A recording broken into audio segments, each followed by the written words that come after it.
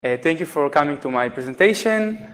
Today I'm going to present to you a research that I've done on a little-known iOS kernel module called Apple AVE driver.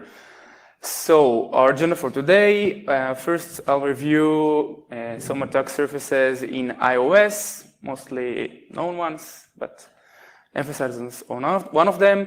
Then I'll show you some of the vulnerabilities that I found, and afterwards I'll show you how I changed them together to make a fully working kernel exploit. Finally, after that, a few words about jailbreaking, and finally conclusions and Q&A. So a little bit about myself, like I said before. My name is Donenfeld. I'm a security researcher, mainly in iOS and Android. I do mainly vulnerability assessment and exploitation. Right now I work in Zimperium as a senior security researcher. I just jailbroke to the Netherlands, and so I have to start learning Dutch now. So additionally, I would like to thank Tsuk and Yaniv, aka Shokolov, for giving me the opportunity to actually work on that stuff and supporting me during the hard mental crisis that every security researcher has during researches. So, attack surfaces in iOS. So there are some attack surfaces in iOS that are actually common to other platforms, like system calls in iOS, and GNU it's Mach and FreeBSD syscalls. There are MIG calls, which is an auto-generated code that is needed. It's like an IDL for Mach messages. So it's a code that serializes and unserializes Mach messages. And finally, we have IOKit. There are more attack surfaces, but we are going to focus on IOKit. So what's actually IOKit? IOKit is Apple's collection of tools, resources, and other things that allows developers to create drivers for this new kernel. The big difference in comparison to other kernel SDK is that IOKit gives you the ability to completely write your code in C++, which is pretty impressive because it has a lot of advantages if you're writing code. Additionally, it gives a very interesting way of isolation between the actual work of the driver and the communication method between the user and the kernel. All the drivers inherit from a class called IO service, and the communication method with the kernel is a class that is called IO user client. They also give you a lot of predefined types when you write your code. For example, you have strings, you have numbers, you have an abstract way to serialize data, a lot of other cool features. And finally, like I saw in an interesting tweet, it's super well designed to facilitate kernel exploitation. So a little bit about kernel exploitation with IOKit.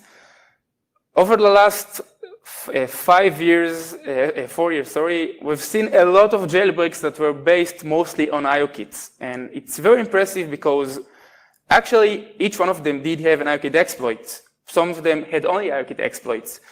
Now the thing is, why do hackers love it so much? What makes IOKit so much better, such a good candidate for vulnerability research and exploitation? So first of all, there are a lot of drivers, which means that the attack surface is much bigger than other places. Second of all, and that's an interesting point, it's because it's in C++, the weakest override that an attacker has can easily be used to override the kernel function pointer. And that's sometimes the end of the game. And finally, like most of the IOKit drivers that we have on our iOS devices, it's not open source, which means that less people actually research for bugs there. So how do we actually communicate with IOKit? Let's see if you can, oh, great. Okay, so, you don't see the top of the, you don't see the top of the presentation. Okay, we'll make it anyway. So it's a function that I called get IOKit connection. It receives a name for a driver, and what it does is first it gets the master port, which is the way to to ask the kernel for IO key drivers. If you want to communicate with IO key drivers, you get that port and you send it requests. Second, you ask it to give you all the drivers that inherit from IO service, which, like I said before, is the main class that all the drivers inherit from. Then you get an iterator, you iterate the drivers, you get the name of the drivers, of the driver that you're iterating on, and if that's the driver you wanted, you just call IO service open, and you get a connection to that driver. And from that point, if you want to communicate with that driver, that's your handle to that driver. So that's the user mode side. What does the kernel actually do? The kernel, because it's in C++, there is a function called external method. The kernel a driver has to override it. It's like IOCTLs. The user asks for a specific function. It actually gives a function ID, which is called the selector. We'll get to that soon. And the kernel calls the appropriate function based on the request of the user. Now, it's nice to know, but not super important in our case, that all that communication is based purely on Mach messages. So the user calls something named a function called IOConnectCall method, which ultimately sends a Mach message. So how does the external method override looks like? So that's the signature of the function. That's the actual signature from the source codes. The selector here is what the user requests from the kernel. That's actually a number that is not being filtered by the kernel. The driver receives that number and chooses what to do with that. The args parameter contains input and output buffers, so it contains a pointer to an input supplied data from the user. And it also contains an output pointer, which the data from that output pointer will be copied back to the user. Dispatch is the pointer to which function is going to be called. Target is the pointer to the driver, and reference is something that I didn't see anyone using, just reference if someone wants to use that. Didn't see any use of that. So that's how the kernel that's like the most known implementation of external method. Like I said, the user gets the kernel gets the selector from the user, and like the driver gets it.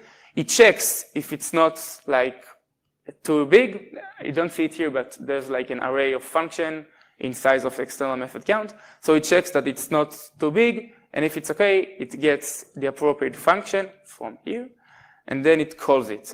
Target, like I said, it's the pointer to the kernel, where f is never used, and then that function ultimately calls the appropriate IOCTL.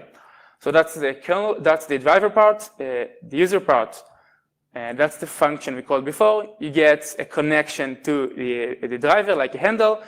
Then the user puts the input data and expects to receive output data, calls the function we said before, gives all the arguments. So in that case, it calls the first function with an input buffer of 8 bytes and an output buffer of 4 bytes.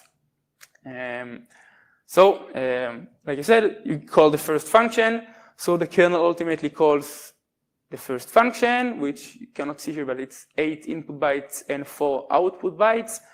And that's where it goes. That's like the number from the user. And ultimately, that's the function that is being called. So again, how it looks like from a top view. The user calls the IOConnectCall method, which calls IOConnect method. It's a MIG function. It serializes data to be sent to the kernel. The kernel receives it in this function, unserializes the data, calls this function, which ultimately looks up the driver, and then the appropriate driver is being called. That's how you communicate with IOKit drivers. Okay, that's an example from the external method table. That's like the assembly of that. You see that, just like before, there's a function pointer and 4 integers that indicate what the function expects to receive. So that's an actual copy from the Apple AV driver external methods table, and we'll get to more of that soon, but that's how it looks from the assembly, pretty much like the C code. So the vulnerabilities now that we know how to communicate with IOKit.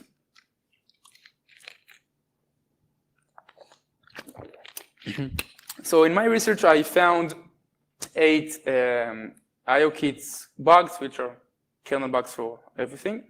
And even though, which is very nice in my opinion, and even though the iOS, as you can see, most of the vulnerabilities were found in Apple AVE driver, so I'm not going to get into the iOS surface here, but you have the actual submission that we sent to Apple, so you can read all about it.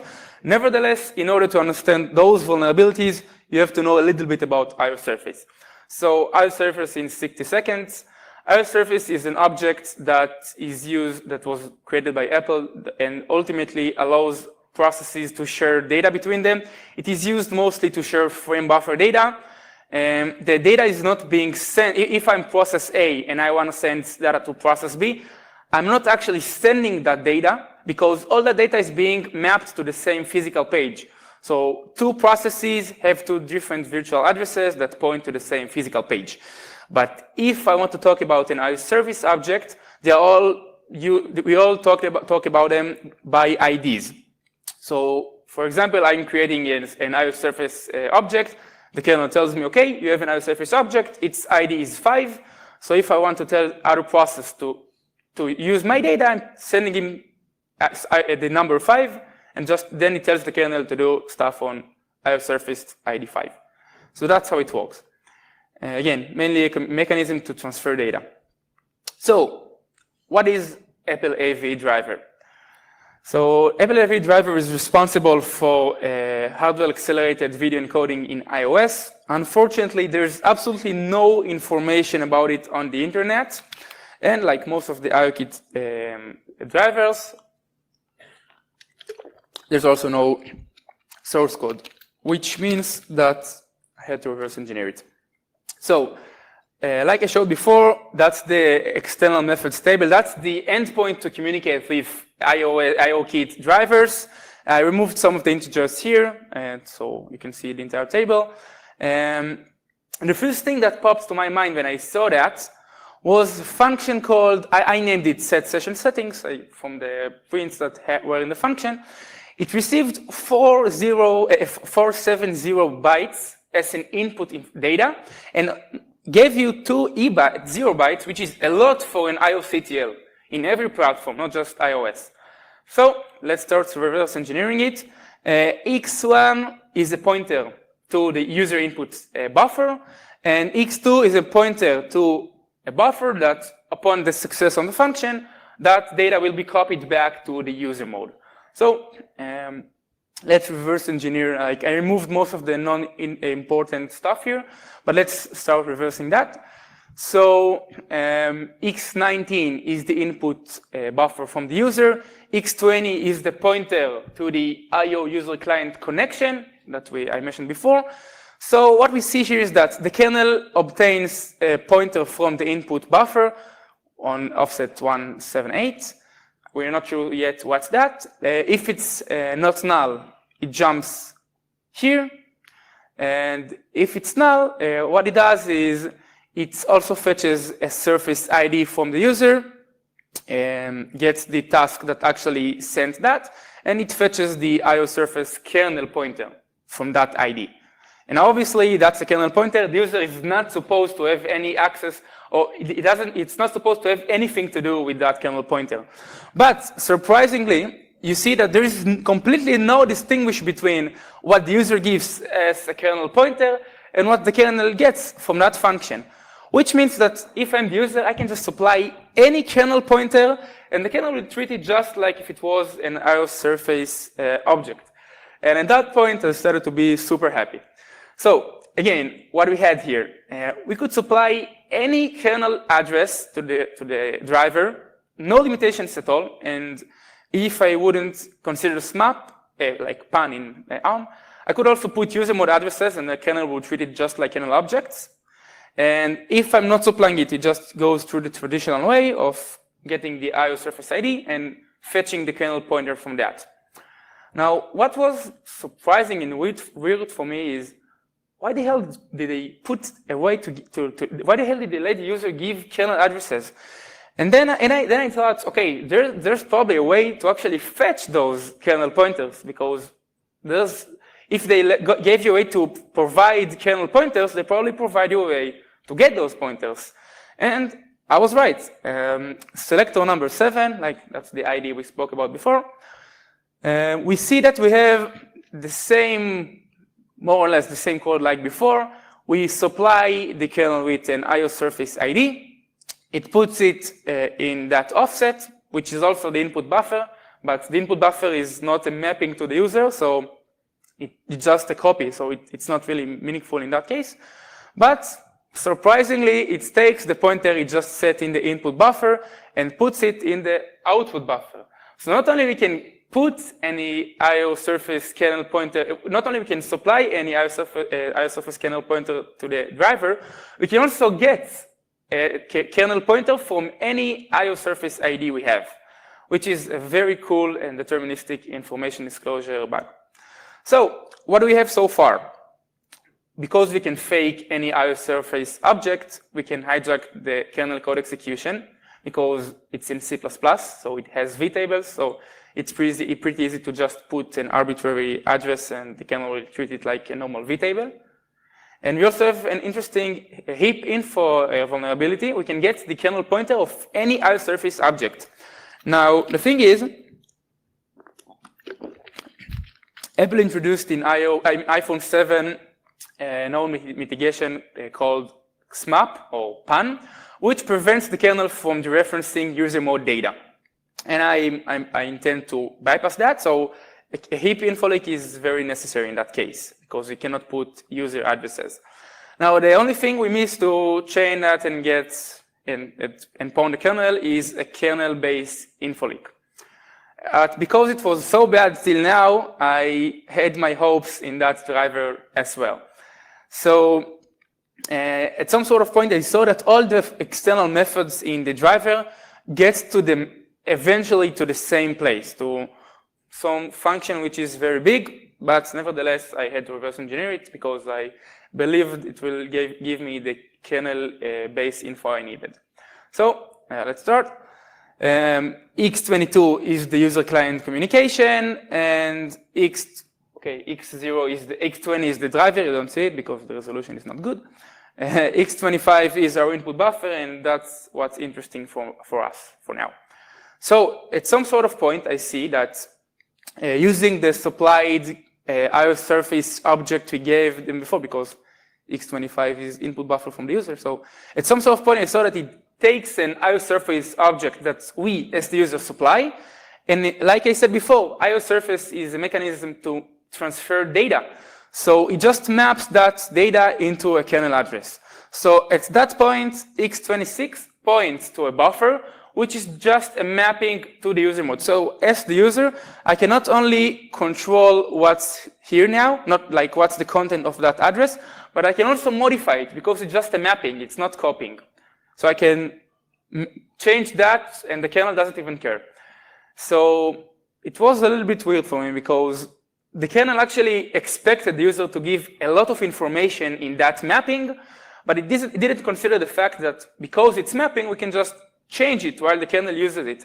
And that gives us a lot of opportunities. So continuing reverse engineering, at some sort of point, we see that here, X23, it's the same mapping like before. That's like just fetching that from some general global struct.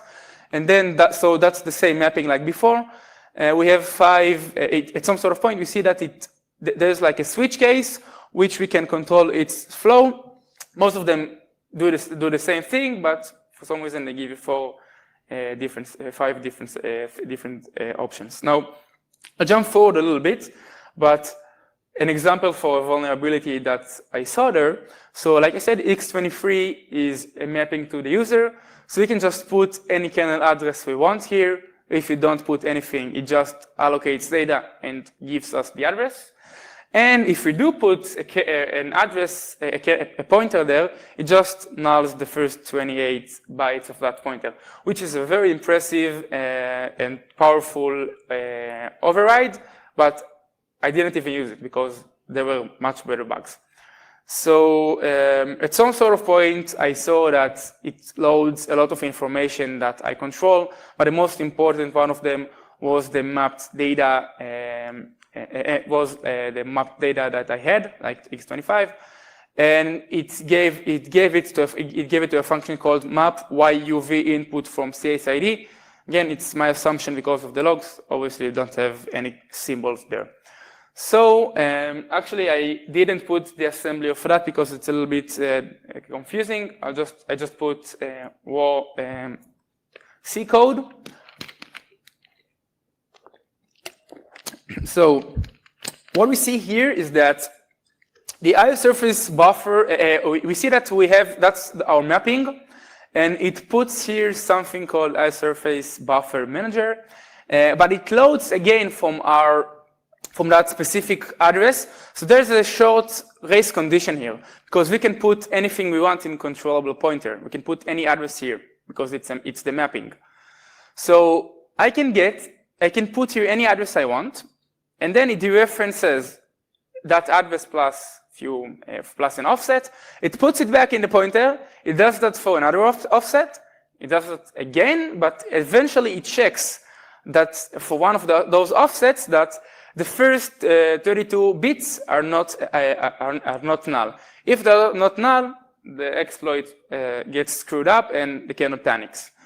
Which means we have an interesting primitive here, because we can read that content here and we control any address we want. So we can actually read a lot of address. We can read any address we want, but almost any address we want because of that rule. So to summarize our primitive, if you want to leak address X, at least one of those conditions must be true, and that's because mathematically, if you calculate the offsets here, you see that if I want to leak a specific address, mathematically it works that one of those has to be true because of the high 32 bits check. And of course, because it's a dereference for like any other dereference, X must be a valid kernel address. Now, that's the main exploit. We have to first of all, find a way to leak a valid kernel address, which we already have. Then we have to actually leak something that will reveal us the kernel base. So the main exploitation plan, first we create an iOS surface object. We leak the surface kernel address using the info leak that we saw before. Then we leak the iOS surface vtable address, which will help us to calculate the ASLR slide. We free the surface. We spray with we spray the kernel heap with our data, with the fake vtable pointer. We give the kernel the same address because that's using the first vulnerability. The kernel thinks that our data is an iOS surface object, and then we hijack the flow, drop, get kernel read write, and profit. So again, we have to leak the kernel base, and that's what we have. So the first thing we have to do is finding a good and valid kernel address. And thanks to the iOS surface info leak, we have it. So, like I said, I want to leak the vtable. The vtable will be slided. Then I can calculate the ASLR slide and put actually good pointers so I can appropriately hijack the kernel flow. That's how the iOS surface object looks like. And I want to leak the vtable. And as you can see, for every like as you can see, that's what we have to do. So 18, 1C, and 3C, which are all here. And unfortunately, prev surface pointer is a pointer to the previous surface in the list of iOS surfaces. And unless we are the first surface, it's not even the first pointer, it's a pointer to the driver of the iOS surface, the iOS surfaces, so that's never null. Current memory region is also never null, provided it's the actual driver to the iOS surface driver, so it's also never null. And memory descriptor is the actual mapping, so that's like the object that handles the mapping, so that's also never null. So our plan to leak the vtable of the iOS surface is failed. But fortunately, iOS surface is a very big object. At the beginning, I thought about things like leaking the I/O memory descriptor pointer and leak its vtable and do stuff like that. But I figured out that even, for example, I/O memory descriptor doesn't have, we cannot also leak its vtable. And so I decided to stick to to further research I/O surface and find more interesting stuff. So I saw that there is an object called I/O fence. We're not going to get into that object, but to words about it, it's used for synchronization with, and it's a synchronization object that I/O surface uses. And there's a list of I/O fences, and fortunately, there's a lot of data afterwards in the I/O surface struct. That's how it looks. It has 4 different lists of I/O fence objects, and there are a lot of bulk data afterwards. Now, bulk data is completely controlled by us. There is an external method function that we can call on any I/O surface object, and we can put anything we want here, which means that like I'm talking about all those objects here, which means that I can leak it, because if I put everything null here, if everything is going to be null here, I can leak one of the lists. And if I leak the list, I can get a pointer to an I/O fence object. So let's see how an I/O fence object looks like. So here we are a little bit screwed up, but fortunately we see that if that's null, we are good. And it's always null, it's always 0 if it's in a surface queue. Now, because we leaked it from a surface queue, we can assume that it will always be 0. And so we can leak the I/O fence table, and we can calculate the ASLR slide, and which means that our plan can work now, because if we have the ASLR slide, we can continue with our previous flow and do everything you want. Now, I want to get into the bits of bytes of that stage, because all of that stage, that's, even though I didn't see anyone leaking I/O fence to reveal the ASLR slide, I didn't give any, I don't think there's anything that is going to be good for a generic exploitation. And there are some stuff that I found out which can be useful for generic iOS use after freeze. So first of all, as probably most of you know, Stefan Esser released once in Black Hat, at least that's the first time I saw it, a way to feng shui the kernel using IO unserialized XML. But I never saw a way to, first of all, persistently keep the data in that memory, because usually you would open a service and the service would immediately free that data, or it wasn't accessible from any Sandbox context. Second of all, I wanted to be able to spray without any limitation on what I'm going to spray. So always data feng shui gonna work here. And finally, I didn't want any limitation on how many objects I can spray. If we open services, I think there's a limit on how many services we can actually open. Not sure about that, but anyway, I wanted a consistent, good way to do that. And so, our surface come to the rescue, selector number 9. Apparently, you can put, there is some dictionary in IO surface, which calls OS unserialized XML with our data. It gets an object from our data, like a key and a value.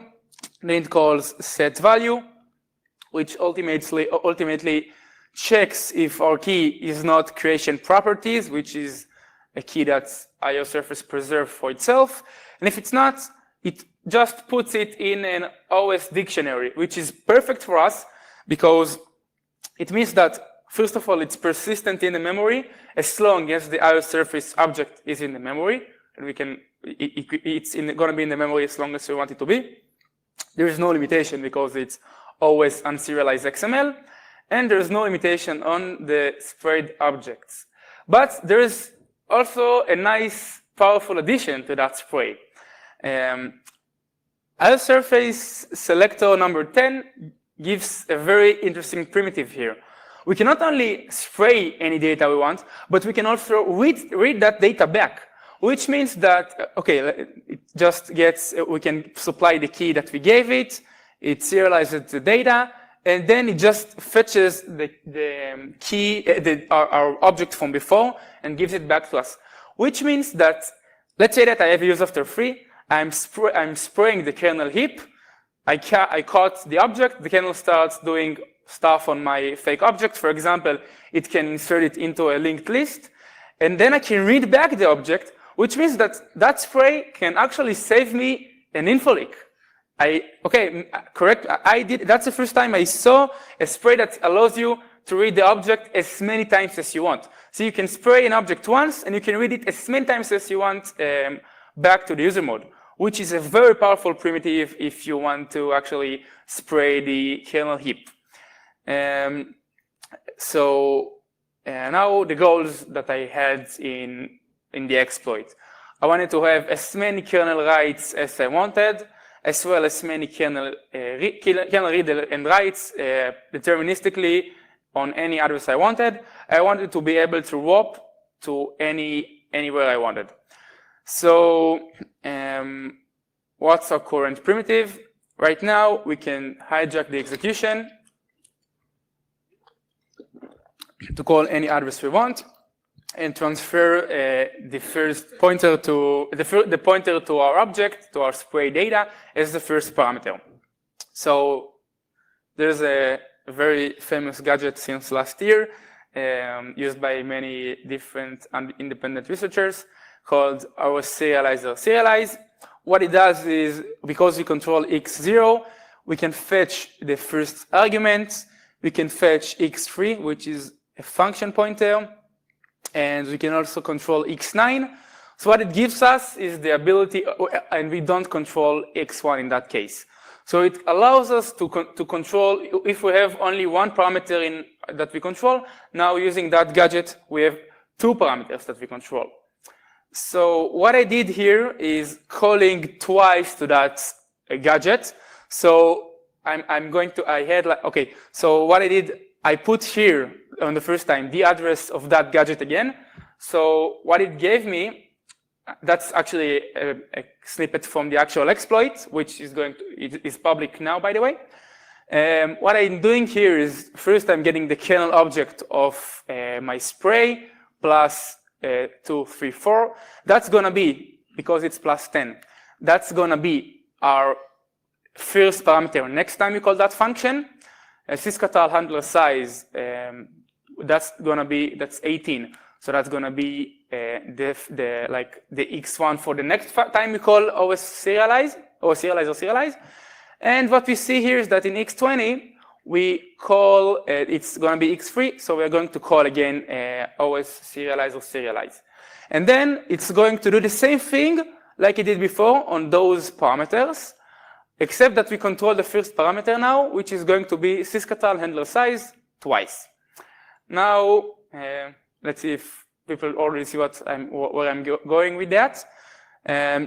What I'm going to call is copy in, which is the way to copy data from the user to the kernel on a syscatal handler called L1D cache size handler. And I'm going to override 2 syscatals. So the new primitive we had, we can call any kernel function. We control 3 arguments, which is sufficient for a single copy-in call from the user. And like I said, syscatals are a good candidate because they're in the data section. So AMCC, KPP, and all the useless stuff that Apple created doesn't protect it. And there's another big advantage with syscatals. At least, I think any Sandbox profile has at least few syscatals accessible. So again, our goal was to get indefinite kernel read writes and rope anywhere we wanted, whenever we wanted, and deterministically. So the moment I finish with my exploit, with the initial stage of the exploit, I want those at my disposal as long as without any limitations. So what I did to bypass the new PAN or SMAP protection that was introduced in iPhone 7, I overwrote two sysctls. One of them to rope to my sprayed data, just like I did here. And the second sysctl was to override my spray data deterministically. So how does it look? I overwrote two sysctls. One of them allows me to change that anytime I wanted, because if I'm, again, using the iOS surface spray, if I'm releasing the object, there's a small chance that something else will be allocated in the same slot. It's a small chance, but I wanted to do everything deterministically. And the second sysctl is going to rope straight to a portion of my sprayed data. So the kernel only operates here on kernel data. So pan or smap is not a concern here anymore. And then we can just rope indefinitely. So again, first we modify, if we want to rope, the stages we have are first modifying the sprayed data with the rope stuff for the OS serialized gadget. Then we call the second sysctl to rope to our sprayed data with unserialized or serialized, and then we can just go anywhere we want. So if I want to call a specific function, I just change the address to where that is going to rope, to job, sorry. I don't really care about the terminology here. So I can change the destination address using that, and then I can just jump to that address using that. Okay, so the main stages, once I have the first jump primitive. First, I am jumping to OS serializer, while I only control the first two arguments, because that's what OS serializer gives me in the first time. Then I'm jumping again to the same gadget. So now I control the first three parameters. Then I'm jumping to copy in. I'm overwriting the two sysctls. And then every time I want to jump somewhere, I'm calling the third sysctl. It modifies deterministically my spray data with the appropriate function address and the appropriate function arguments. Then I'm calling the second sysctl. Second sysctl jumps to OS serializer gadget, which jumps to itself again. So I have now again three parameters controlled. Then it uses the data from my sprayed data to jump again to another location, which means I can go anywhere I want in the kernel deterministically, bypassing PXN, bypassing pan, and without any concern that something will go wrong in between.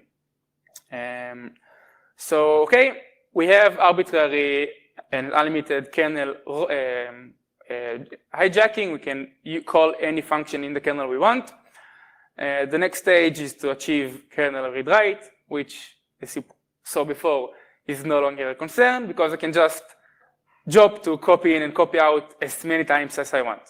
So that's how I that was my method to bypass all the new mitigations that came in, like the PXN and pan mitigations. The pan mitigation was only introduced in iPhone 7, and that gives you absolute deterministic indefinite kernel read-write capabilities. Like I promised, a few words about jailbreak. So first of all, if you want to see the exploit, you can find it here. It doesn't have all the offsets for all the devices, but in the offsets file, you see instructions on how to add those. You can start with seeing the first offsets, see that you got the point, and then just add new ones. You should use that exploit only for educational purposes and not in any unintended way. So enjoy.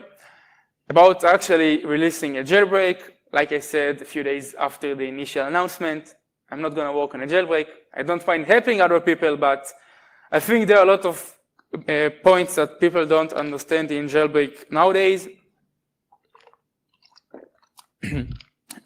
I'm sure most of the jailbreak teams have kernel exploits. Kernel exploits are not the issue with iOS or GNU.